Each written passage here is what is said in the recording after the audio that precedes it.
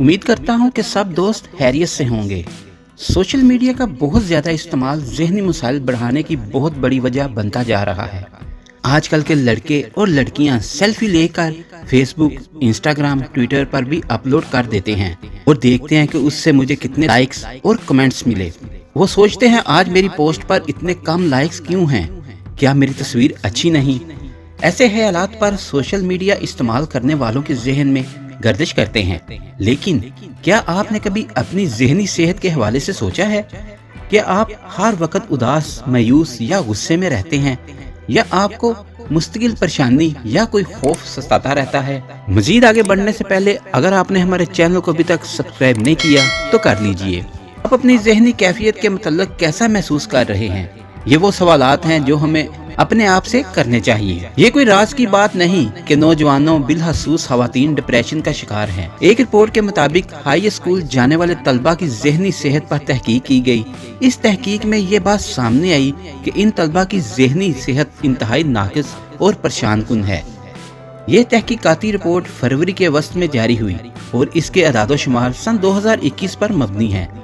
Survey سے معلوم ہوا 57% نو عمر لڑکیوں میں نا امیدی اور مایوسی چھائی ہوتی ہے، جبکہ نو عمر لڑکوں کی شرح 29% ہے۔ رپورٹ میں بتایا گیا کہ تقریباً 3 میں سے 1 نو عمر لڑکی نے خودکشی کی کوشش کرنے پر سنجیدگی سے غور کیا۔ واضح رہے کہ یہ تحقیق امریکہ میں ہوئی، پاکستان میں اعداد و شمار مختلف ہو سکتے ہیں۔ کیا آپ سوشل میڈیا بہت زیادہ استعمال کر رہے ہیں؟ کیا ناقص جسمانی اور ذہنی صحت سوشل میڈیا کے زیادہ استعمال سے منسلک ہے؟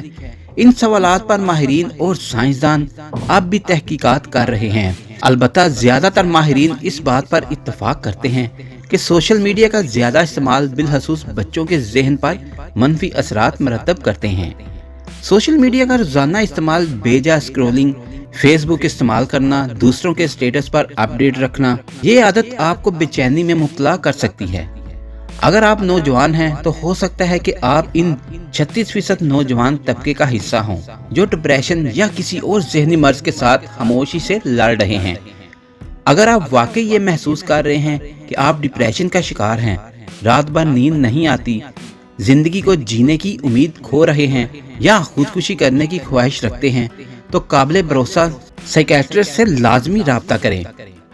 آپ کو زکام ہو جائے یا کوئی اور بیماری ہو تو آپ کیا کرتے ہیں؟ ایک اچھے ڈاکٹر کے پاس جاتے ہیں۔ تو پھر ذہنی بیماری کے ساتھ بھی یہی برتاؤ کریں۔